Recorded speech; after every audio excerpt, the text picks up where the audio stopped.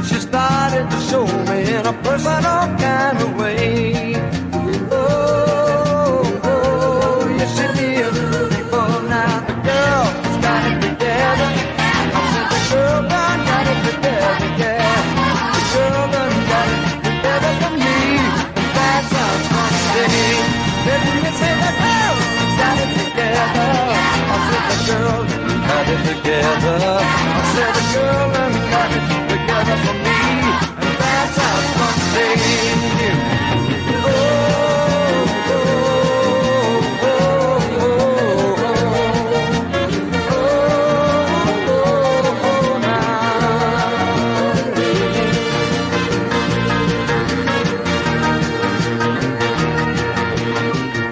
She turned me inside out with the kind of love you just can't hardly find. She got the kind of love and make the king bow down and a poor boy lose his mind. Oh, yeah. Let me tell you that the girl has got it together.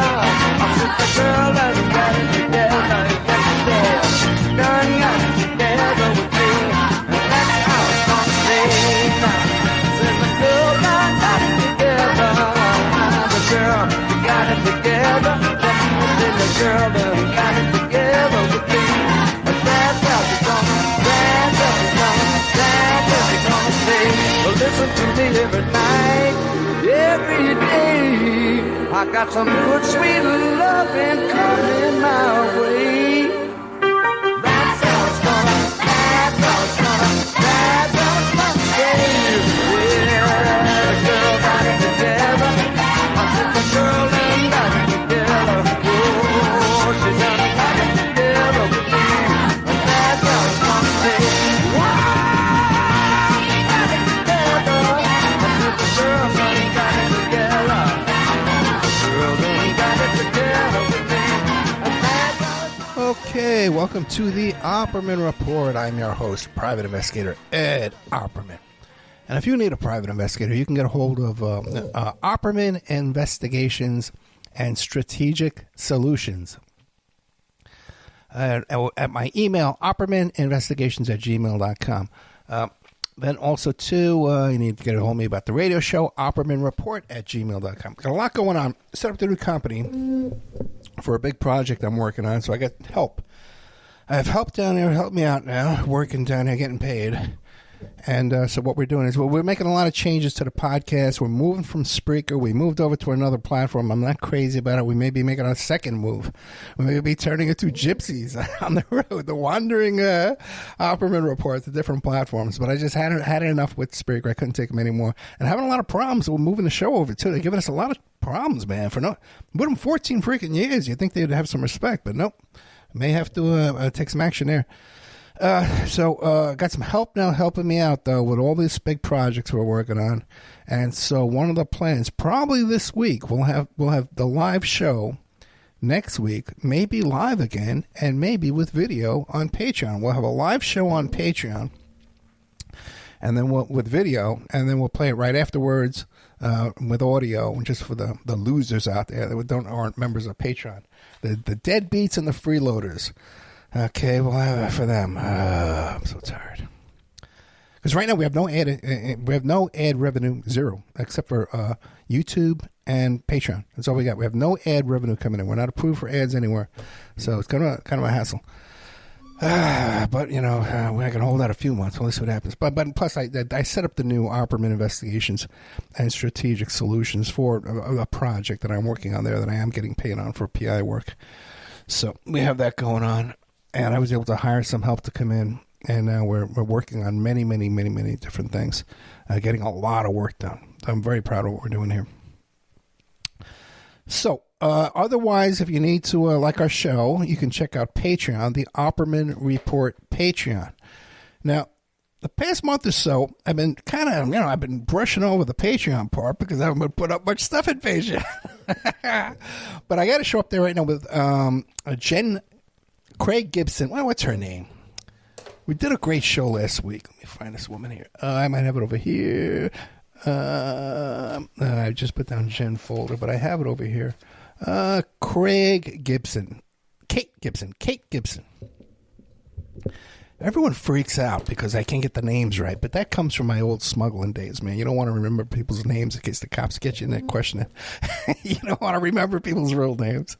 Okay, I would hear a name, I'd forget it. Okay, I remember the guy. We'd give him nicknames. My old nightclub days. But Kate Gibson is this, she's up there in Patreon right now, and her story is, she's a political activist down there and political agitator or influencer type down there. But on her own, she's a freelancer. I talked to her off the air. Down there in Texas, going after Ronnie Jackson and the guy running for Scott, governor and stuff like that. And they actually put together a folder on her with her picture and a little background on her. And everybody else on the folder is like a whole bunch of criminals who are doing mugshots and stuff.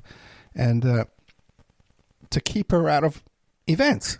Okay, they called it a fundraising event. There was like a private event, but they kept her out, and she stumbled on this folder. A supporter of hers got their mitts on this folder and sent it to her. So we talk about that and the background of, I worked on political campaigns too.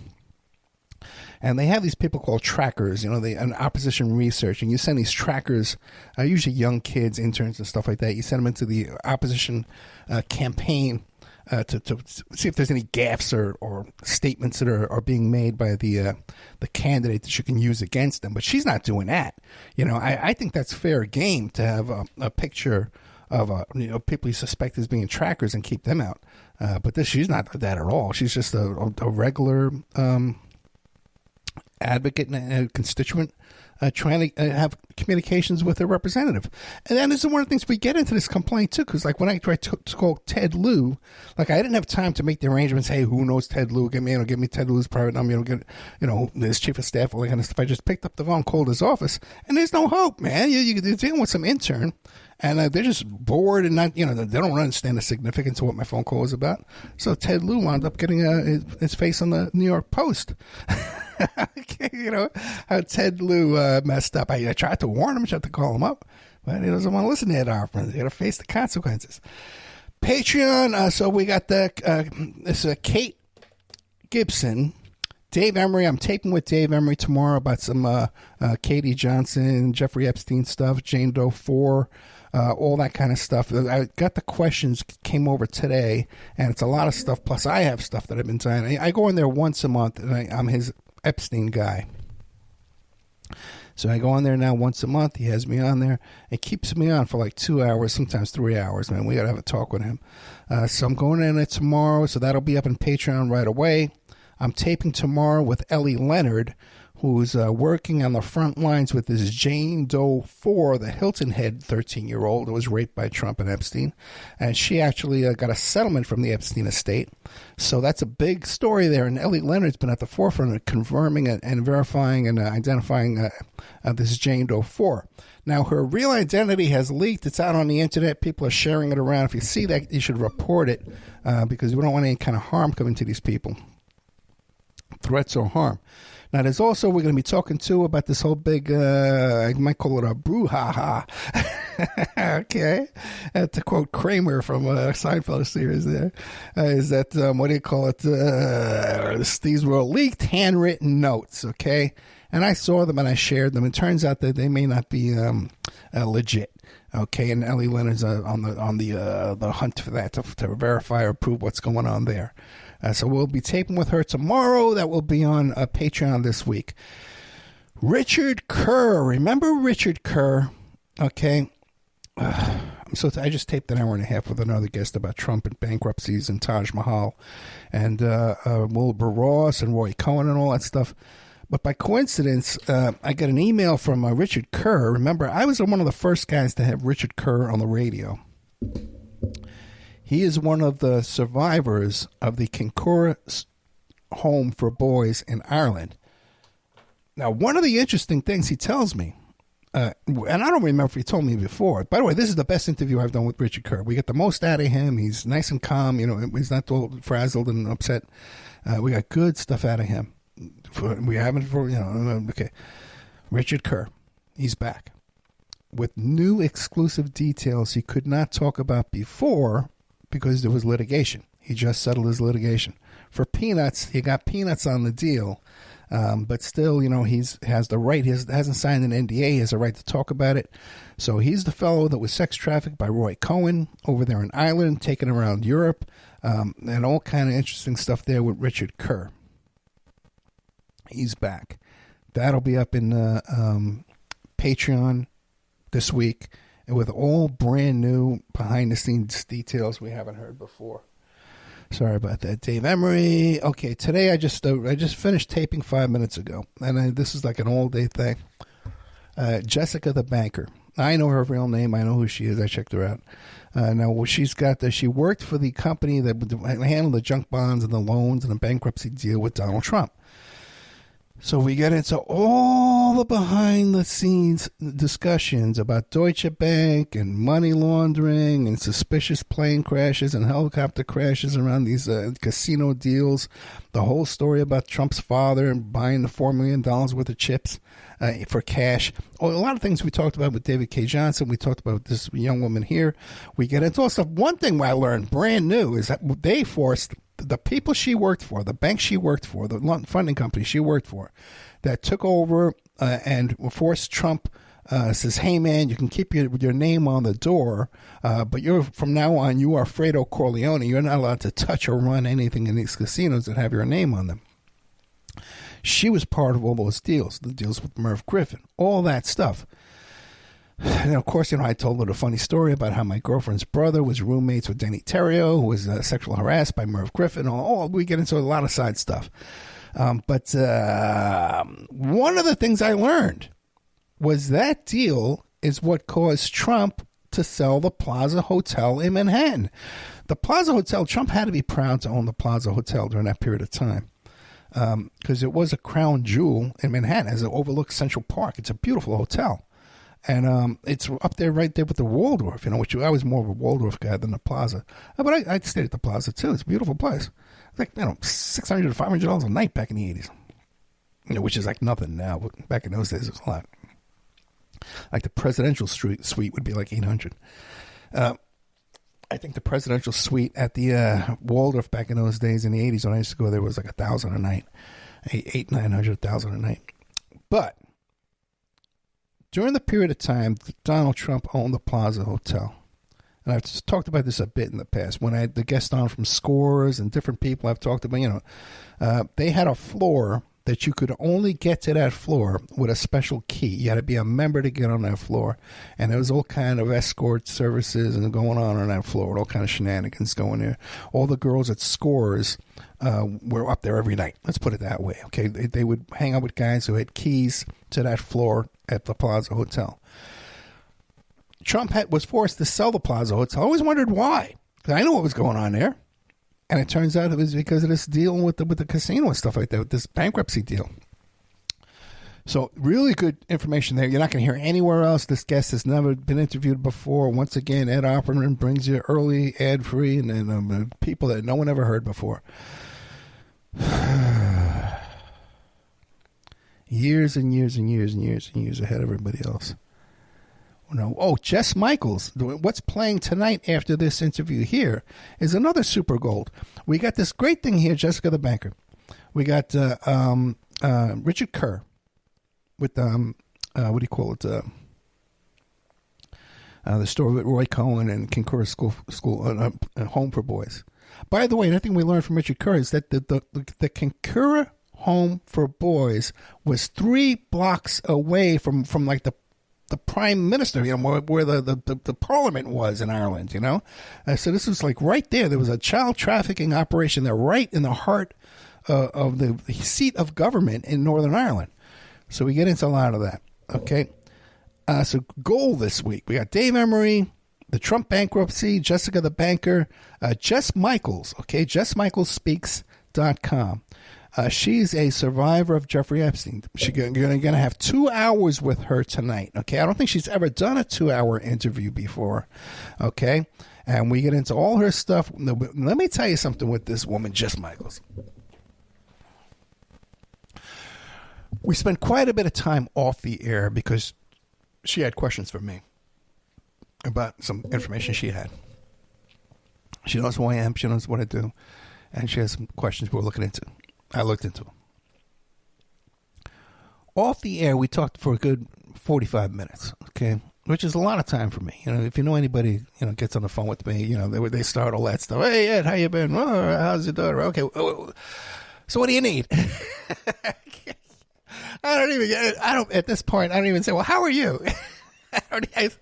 People know they're not going to get that from me anymore. Okay. By the way, don't call me, don't text me or call me before 9 a.m. or after like 7 p.m. Okay. None of these 11 o'clock texts. If you have my personal cell phone number, okay, that you're allowed to, I give you my number, you can text me. Don't go texting me at 6:30 in the morning. Okay. There's no reason for that. You got my email address. You need me at 6:30 in the morning, send me an email. I'll look at it when I wake up. I don't want to be lying in bed and getting some text from somebody. It's really not that important, people. Okay. So give me a break there, guys. Okay. I'm doing as much as I can. Okay. And I got to have my own agenda and my own schedule and do things at my pace and my direction. I don't be dragged here and there and doing things for other people for free. But what were we talking about? Jess Michaels. Okay, so she gets me on the phone for 45. By the way, I wasn't screaming about Jess Michaels. She's been cool. But we've been on the phone for like 45 minutes, and the sincerity, okay, from this woman, okay, because there's a lot of shenanigans. You know, you hear me coming on the air all the time, and I talk about how the Epstein story is controlled by the Epstein people. Jess Michaels, JessMichaelsSpeaks.com is not one of those people. She is legit. She's sincere.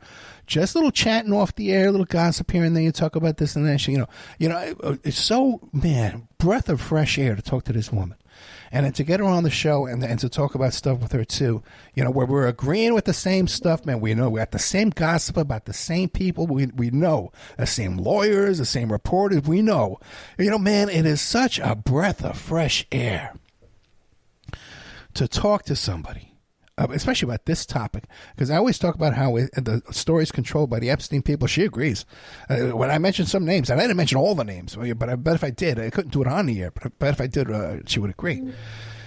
I always mention how this story is controlled by the Epstein people, okay? And it 100% is. So to have, and you know, when you talk to some of these people, coming on the show, guests, they're experts on this. They're legendary experts on this.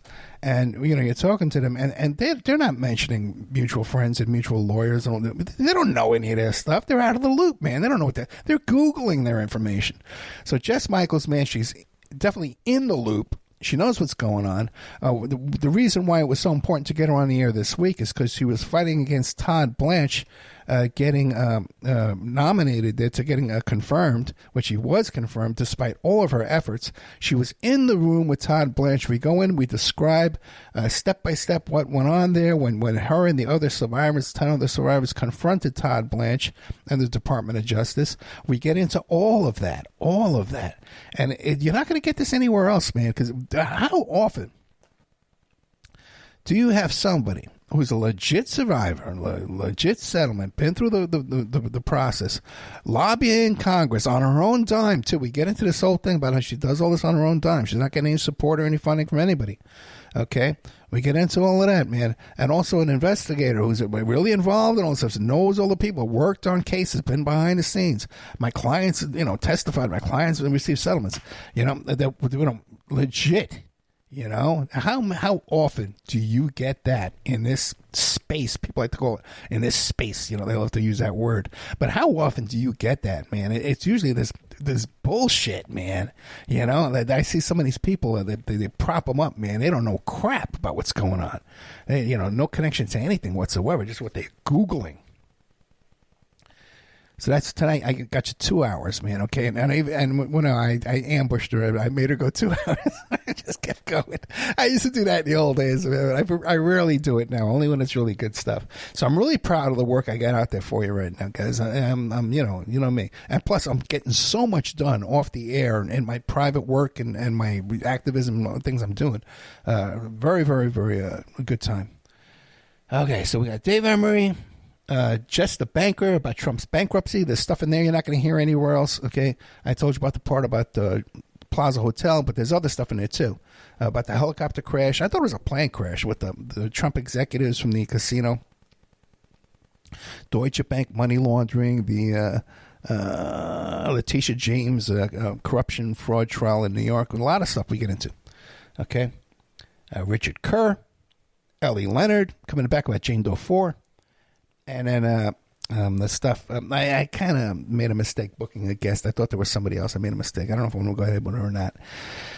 Working on a guy. I got a guy. Okay. Who's got inside information about TPUSA, the Charlie Kirk organization that Erica Kirk is running now, and about some of the tactics they use involving homosexuality behind the scenes. There's a lot of TPUSA people that are closeted homosexuals, and they seem to be using that as a tactic, as an advantage to what they're doing. And I even, I wrote a post about how it's possible that this whole Candace Owens and Andrew Wilson is back and forth. This could all be an operation. All this stuff could be that the Candace Owens is being used as the disinfo. You know what I mean? A limited hangout. They like to call it that kind of stuff. And, it's funny. People who use these expressions usually have no connection to any of this kind of stuff. These people call it, that's Fed slop. They never dealt with a Fed in their life. They never been under investigation themselves. They've never worked on a criminal defense. But they're experts. The farther away you get from something, the more of an expert you get in 2026. A couple of things I want to get into, because in my conversation with Jess Michaels and someone else recently, I'll often, when we're talking about survivors from Epstein or something like that, or these other cases, maybe Weinstein, Harvey Weinstein, or Paolo Zampoli. We had the woman that he raped on the show. When I'm discussing these things, a lot of times I'll talk about the plaintiffs in these cases, the women in these cases that have been battered and been abused and traumatized. And I'll use the word that they've been damaged. Okay? And every now and then, I'll have somebody contact me screaming at me, but you can't say people are thinking that I'm saying that they're damaged goods, or that they after coming through that trauma that they're less a valuable person or less a respectable person, that that they're damaged. I'm talking about damages, okay, which is a legal term. That when you've been traumatized, when you've been harmed, when you've been damaged, there are damages. You can recover damages, which is compensation for your damages. Like if your house was damaged by a tree falls in your house, you recover those damages. If your reputation is harmed or damaged, defamation, you recover damage. How have I been damaged? Well, I had a contract I was about to get. I lost a job. I lost a business opportunity. These are my damages, my financial damages. So when I say that a survivor thing has been damaged, I'm talking about their financial damages, that they deserve compensation. I'm not judging them or in any possible way. It's just an expression that you use in litigation.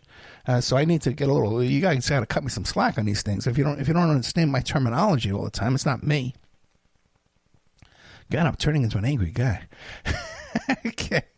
The other thing too is I want to hit up. I got into a beef last night with Lisa Peace, who's the RFK expert. She's going to be testifying there in front of Anna Paulina Luna's hearings here in Florida. And she wrote this thing about how podcasters should not be allowed. They should not interview people who promote the organized crime motives or involvement in the JFK assassinations. And, you shouldn't do it. You shouldn't put these people on the air because it's an opinion that differs with hers, or it's a conclusion that differs with hers. And as polite as can be, I says, well, how would people know, not to trust these? If we couldn't hear what they had to say, how would you know? And, she goes on to say, well, the host should vet out their guests and do the research and then only put on people, or get on the phone, put them on the air and start arguing with them, and debating with them, which, that's just clearly not my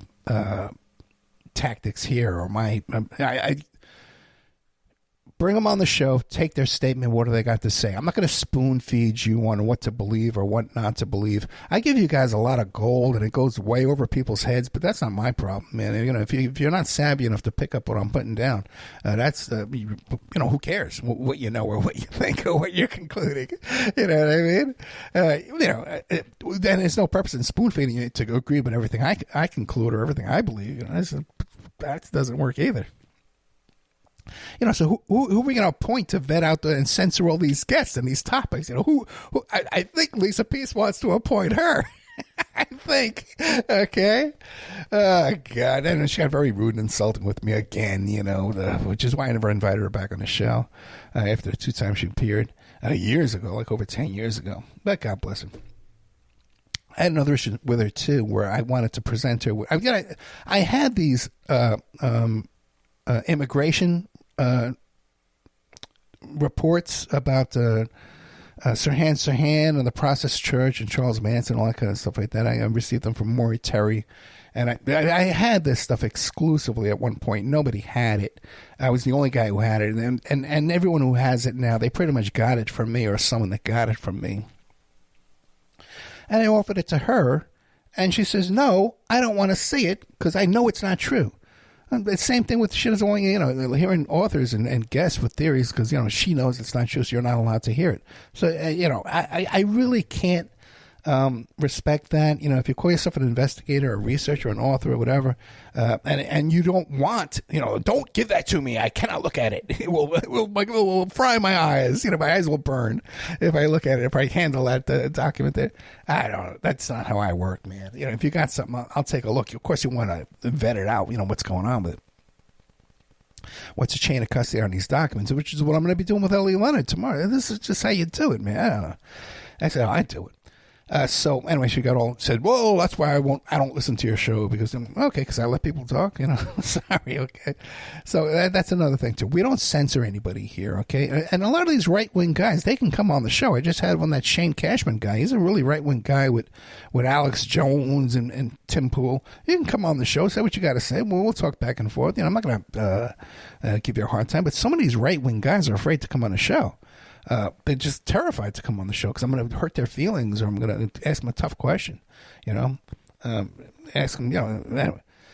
So I guess it's the same theory. You know, you can't, if someone has an alternate theory, and there was organized crime involvement in the JFK assassination, there's no doubt about that. You know, Sturgis was, you know, involved in all kind of organized crime activities. Sam G, you know, Trafficante, you know, come on, it's all over the place, you know. You know, I'm not saying that they you know, it was only them, but, you know, obviously, you know, there was an involvement. You know, there's no doubt about that. But what are you going to do? And people are going to believe whatever they want. And you know, run your own podcast. Do whatever you want on your podcast. I don't care. But, you know, don't tell me what to do on mine, you know. I invite people on the show. I hear what you got to say. I take down your statement. I answer some questions. Sometimes they're tough questions. Sometimes you can't answer them. Sometimes they fall apart. Sometimes I bring people on the show to allow them to hang themselves, and I just let them hang themselves. I've done it many times. And other times, you know, I'll be working on something, you know, and I'll bring somebody on the show just to ask them one question, one topic, one thing. And sometimes that will result in a huge lawsuit, okay, in a settlement. It's happened more than once. So that's just silly old Ed Opperman doing what he's doing. You know, it's you know, what are you going to do, man? Like even today when I'm talking to this Jessica, the banker involved in the Trump bankruptcy, so many times, you know, I want to say, well, you know, that's my case, that's my client. You know, I know those people, but sometimes I don't even bring that up. So damages and censorship. Okay, let's say we're doing on time. Exhausted.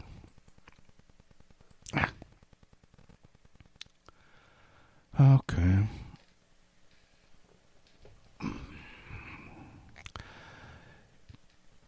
This is one of the big topics I wanted to talk about tonight. There's actually two. One is the situation with this DeSantis appointee who was arrested. Let me see.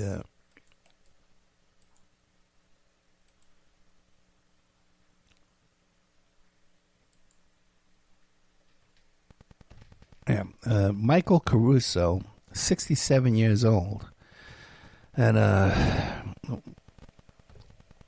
what was he? He was appointed to what? The clerk of the courts, okay, and comptroller for Palm Beach County. All right, that's a it's a no work job. You get your title on the office there, and you do very little work. Not even very much supervision. This guy was getting $219,000 a year, so he's a long time DeSantis ally and friend and donator, donations and stuff like that. Like many others, like that fellow, I forget his name right now, the one with the shot himself out in front of the post office because there was an investigation about him giving Britney Spears tickets to his friend's daughter in exchange for nude photographs and all that stuff. And it turned out that guy had a key card access to the sheriff's department. He was in there running stuff on the computer. And he was under investigation, killed himself. Now, that guy was actually at one point a roommate with Ron DeSantis.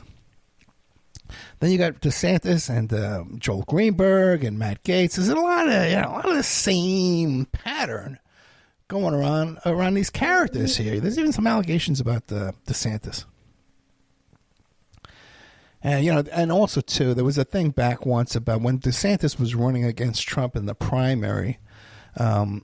I was working on another opposition research project with some people and gathering information, things like that. I mentioned some information I was working on. And Laura Loomer got wind of this and posted all over her Facebook page about how DeSantis was involved in this scandal. DeSantis had nothing to do with that scandal. The people I was talking to just got it all confused and got everything wrong. Because people are so hot and heavy about promoting themselves and propping themselves up. But it was more of this type of scandal, okay? So this fellow here, Michael Caruso, was just arrested for physically raping and molesting a 5-year-old, okay? Now, a lot of the details are, kept private. But it's a child sex abuse charges, right?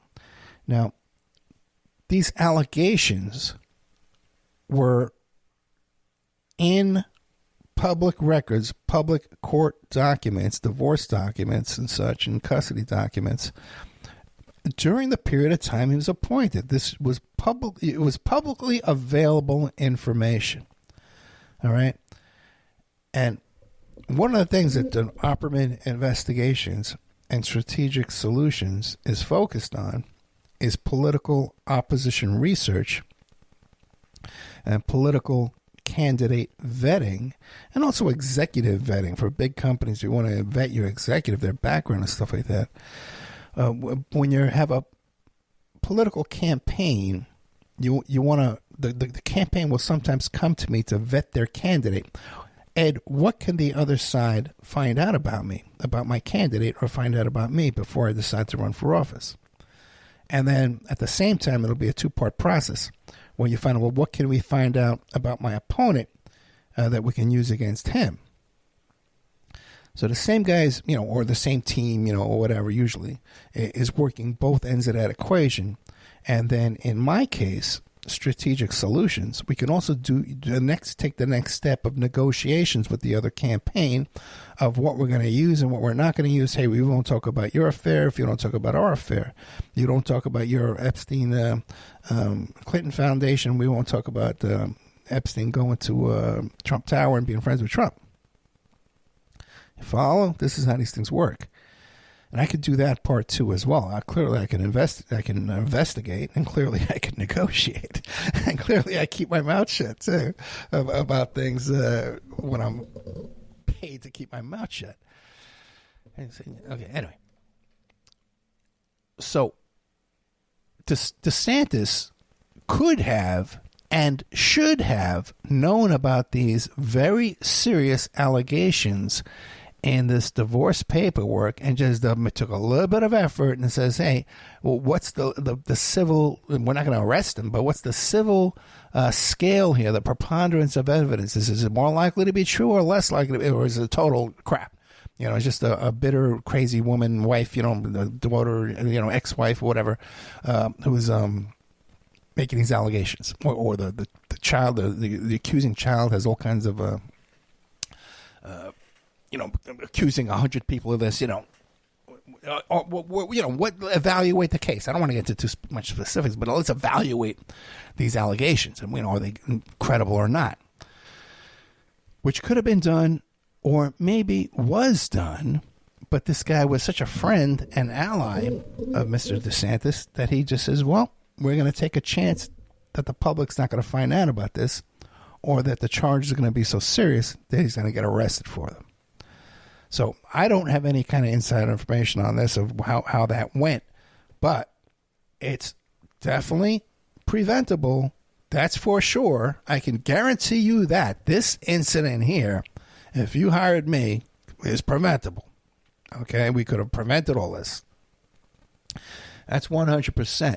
And then the issue of vetting out your candidate, vetting out the opposition candidate. That's all. That's all. It's not being done right now by professionals. A lot of times they get the clowns doing this kind of stuff, that have no experience in doing this kind of work. It's really a shame, especially in the Democratic Party. They're so shoveling around these contracts to their friends and to their consulting companies who hire friends, and it's all the brunches, you like to call it. They're all spending all their money on these Democratic brunches, to discuss things and sit around and drink mimosas. That's what's going on. So anyway, which brings us to the next one. I was telling my new assistant about how in the old days when I would do these solo shows, I would have an arc. I would talk about this, and I would tell a story from my life, and at the end of the story, I would say, "Well, see, and this is why I would have an arc to the story." Well, I got a little lazy. I don't quite do the arc, but sometimes the arc falls right into place. Because talking about vetting a candidate, vetting an appointee, vetting a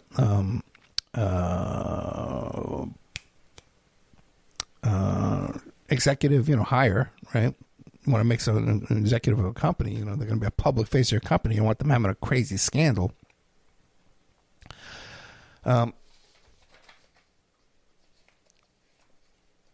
Before I go to that, I'll tell you about George Nader. George Nader's out. Did you guys know that? Did you guys know that? Do you guys know that George Nader is out? Me, Pierce Redmond, and maybe William Ramsey, we were the first people to tell you about George Nader. Okay? George Nader, who was a Trump advisor, who was in there in a meeting with Michael Flynn and Jared Kushner and Steve Bannon, when Flynn worked for the Defense Intelligence Agency. He was the head of the Defense Intelligence Agency. And when he was in there meeting with these characters, George Nader was already served time, I think it was in the Czech Republic, but it was someplace in Eastern Europe, for actual molesting young boys. Now, talk about vetting, okay, a candidate, an executive.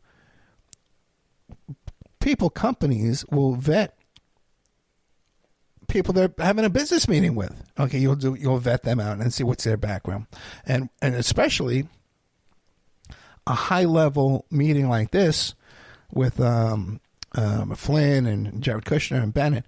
You'll vet this guy. You're going to run his criminal record to get into the White House. Everybody who goes, and when I wanted to get a picture with Ronald Reagan, they wanted my date of birth so they could run me for criminal record before I could pay $1,000 to get a picture with Ronald Reagan. Back in the 80s. Bo Dietl was going to do that for me. He was going to get me the picture because he was friends with Reagan and his daughter and stuff. But what do you call it? So they definitely did background, and plus they got all the background on the FBI, Defense Intelligence, all the CIA, to do this kind of background search on George Nader. They get his credit reports, his previous lawsuits, all criminal, all this stuff. So they knew this guy was a child rapist when they brought him into the White House to have a meeting with these characters, okay? And then later on, when he was under investigation in the Mueller investigation, And they pulled him off a plane. He was on his way to Mar-a-Lago. They pulled him off the plane. They seized his phone. Then they found child porn in his phone. Now this is you got to think. Okay, they find child porn on your phone. Okay, while you're on the way to Mar-a-Lago to meet with Trump. Let's leave that out. Okay, but they find child porn on your phone. And I'm not saying, by the way, I've talked about this many times in the past. I'm not saying who's delivering the child porn to Trump. I don't think that. But you got to have some serious balls to have that kind of criminal stuff on your phone. I don't have regular porn on my phone. I don't have one naked picture of anyone on my phone, not even myself. Okay? You're not gonna, on my computer, and you're not going to find any of that kind of stuff in my life. Okay? But here's this guy walking into Mar-a-Lago with this stuff. You got to pass Secret Service metal detectors and stuff. You know what I mean? That's a pretty ballsy move, man. So he gets grabbed by the Mueller guys, and he sees his phone. He had to be sitting back knowing what they're going to find on his phone. And they find his crap on his phone, and then he gets convicted. Do you know he's out already? He's out. And, damn it. I was looking up, too, where he served his time. And I think I just closed that window where I had it open. Because it did very little. No. Here's what it was. I stopped because I had a very, very busy day. But I stopped looking up where he did his time because it's impossible to find where he did his time. I was going to have to go to the Department of Corrections website and find out where he served his time because so far it doesn't show. I would guess Englewood in Colorado, which is 75% child molesters, which is a sweetheart federal detention center, not a detention center, a federal prison. That 75% child molesters and child porn in there. That's what Jared Fogle is, and it's a very cushy job joint for offenders to begin with. Bogdanovich, that guy from Chicago, that was selling the Obama seat down there. He's down there. He was there. All cushy spots, and it's pretty much run by these offenders. They say that Jared Fogle, who's getting out in a couple of weeks too, this guy's going to get out in a year or two. That he runs a gang in there. He pays off a whole group of guys that fetch things for him. Do boys,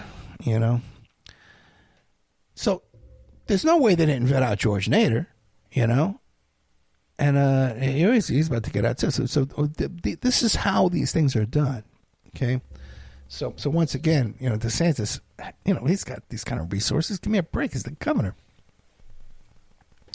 Which brings us to, there's a big story in the news right now about this young lady who seems to be obsessed with Mr. Trump, Natalie Harp.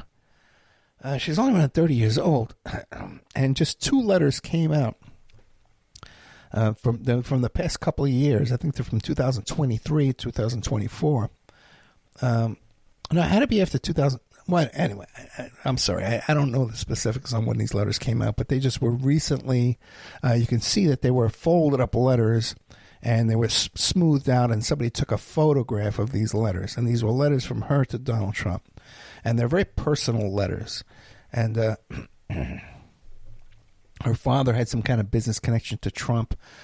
Supposedly, he helped her with some kind of cancer treatment or something like that. And she feels she owes her life to Trump, this loyalty. She's obsessed with Trump. Now, the problem here is, the first problem with all this, okay, is when you read these letters, she's talking about the golf course. I didn't get on the golf cart. I didn't know what car to get on. I was over there. I didn't have my passport. So she's way over her head as having the kind of sophistication or the capabilities to be supporting and directing the President of the United States of America in his daily duties.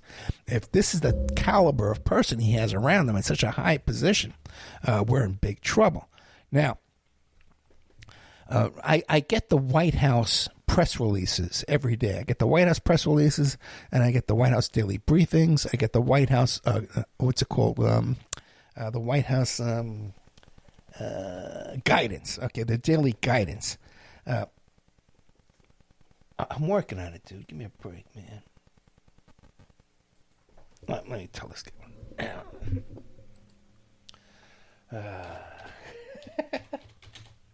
Good old Ed Parnell asked me if the show's ready. And now he's going to listen to the show and hear me complaining about him. I love Ed Parnell. I love him with all my heart. He's a great guy. What do you call it?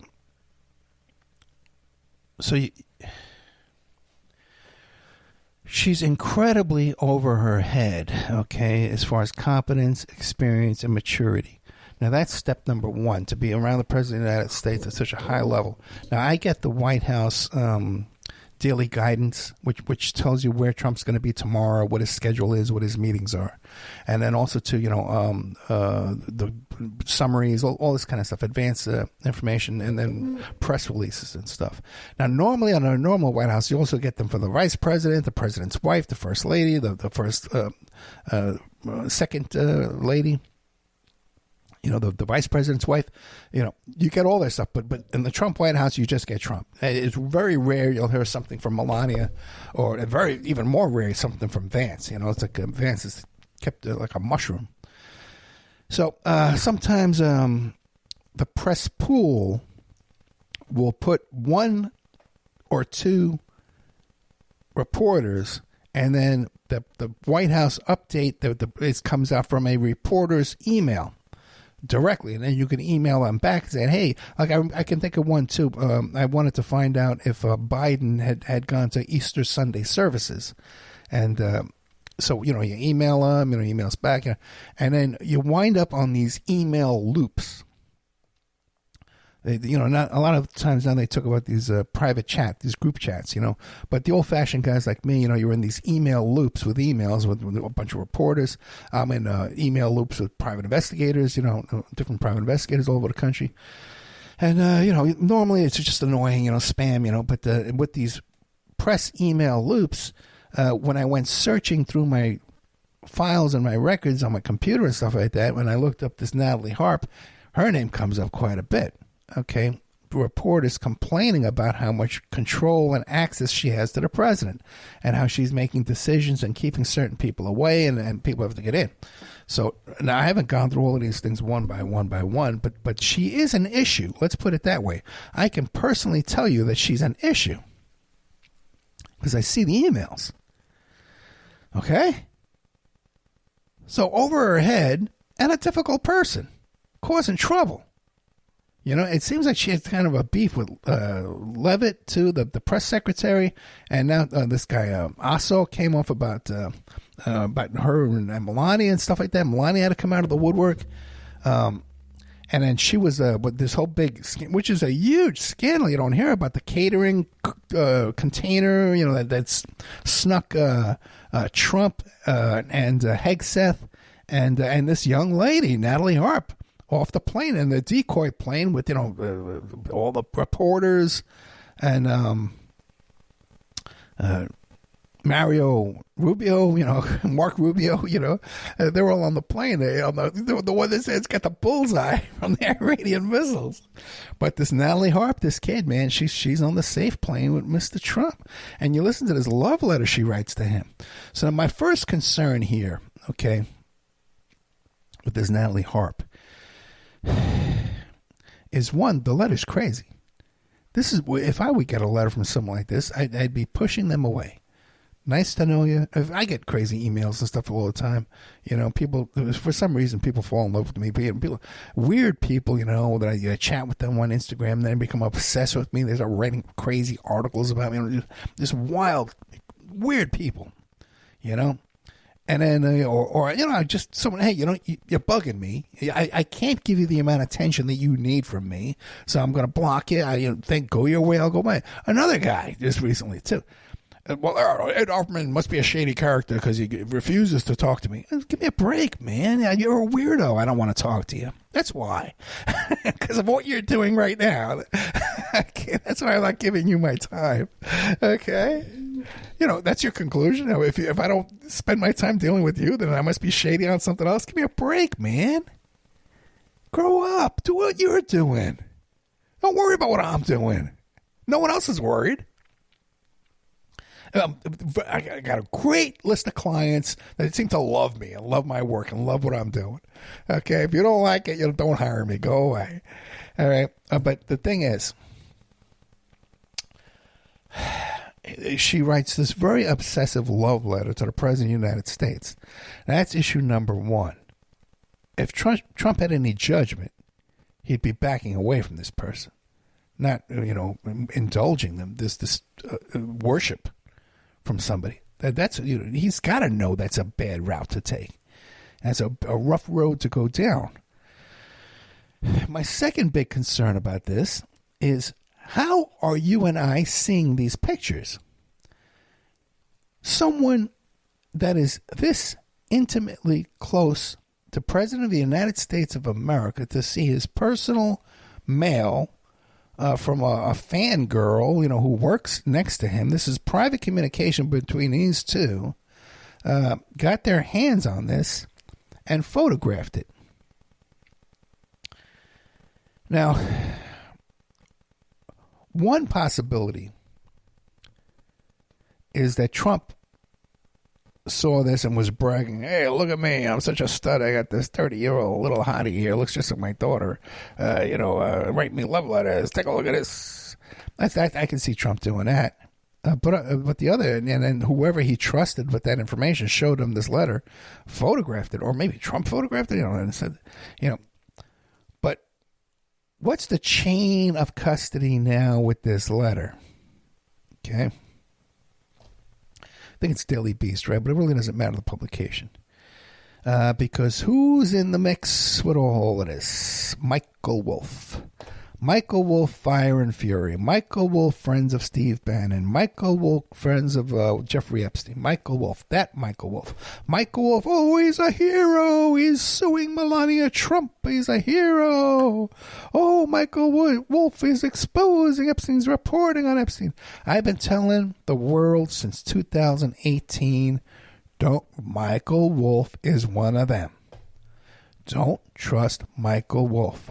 The Epstein people control the Epstein story, and one of them is Michael Wolff. One is a Steve Bannon. I mentioned the other ones. I don't want to keep going into, but these superstars you see, they control the story. They're all buddies with Epstein.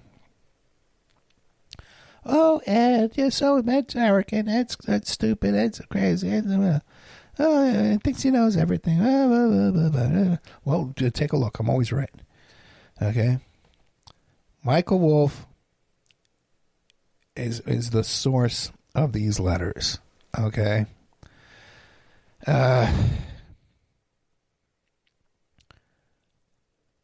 Michael Wolff, you'll hear me interviewing people on this show, and I'll say this whole spiel about how the Epstein people control the story. And sometimes I'll mention on the air, or many more times off the air, I'll mention the whole list of names. Okay? Bannon, Dershowitz, all these people, Jeffrey Epstein's brother, why are we giving these people, making them, elevating them to be experts on this case? Vicky Ward, friends with Epstein and Trump and Cheetah Sono. I mentioned all these people. And if the person I'm talking to is legit, they agree with me. If they don't know what they're talking about, then a lot of people have no clue what I'm talking about. But the people in the mix that know what's going on agree with me. And then I'll get some tidbits of information. Well, Ed, that's how Wolff operates. That's what he did over at this publishing company. That's how he did over at this magazine. He gossips, he gets background information on people, and he uses it within office politics to advance himself in his career and destroy other people's careers that are threats to him. Office politics. Gossipy office politics. That's this guy's specialty. That's how he gets all this information. That's how he gets all this stuff. How did he get his hands on that letter? On those letters, there's more than one. If Michael Wolff and Jeffrey Epstein, everybody says, I was telling him, Michael Wolff is friends with Jeffrey Epstein. I'm telling people. Michael Wolff is friends with Steve. Now you see the ETA files, the Epstein Transparency Act files. Oh, look at this. Michael Wolff was friends with Epstein. He was giving him advice. He was always, oh, yeah, I told you in 2018, I told you. 8 years ago, man.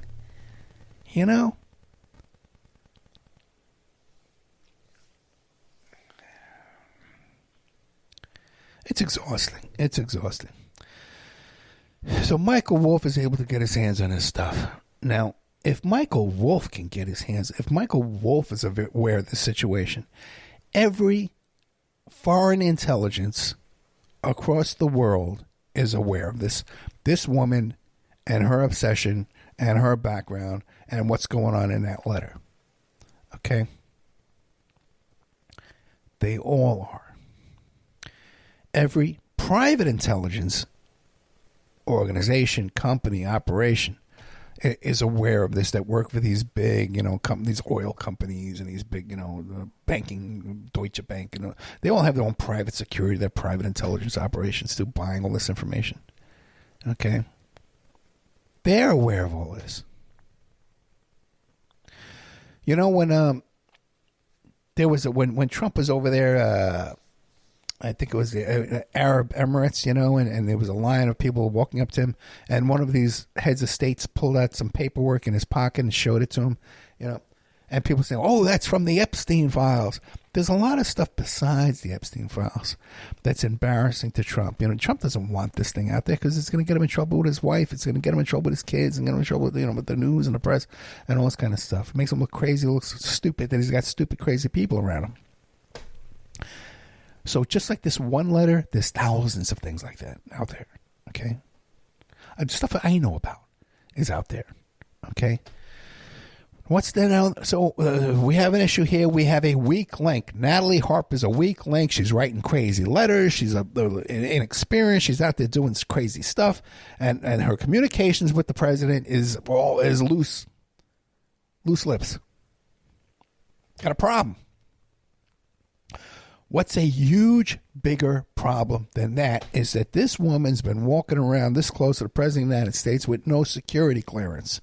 Now, people hear that and they say, well, she's got no security clearance, but she seems like a nice person. She's probably not a Russian spy. She's not. The idiots will say, well, she's probably Mossad. She's probably KGB. Put her in there. Okay. That's one issue when you're doing security clearances on people. That's one of the issues you're looking for. Are there foreign intelligence? Are they being influenced by foreign intelligence knowingly or unknowingly? There's all kind of stupid people out there that have their best friend them doing fun things with them, and if it turns out to be that guy's manipulating them. Your handler. Like all the Twitter experts, the podcast experts like to say. Okay? So that's why you do security background clearances. You talk to their friends, their family, their neighbors. You go around, you do this stuff. Okay? A lot of people I've worked with in the past, PI work, digital forensic work, you'll get a call. They want to go work for Homeland Security. You're going to call. Hey, what can you tell us about this person? Right? What do they do for you? What do they know? Do you know if they're doing any kind of gambling, prostitution, or anything, any drugs? What do you know?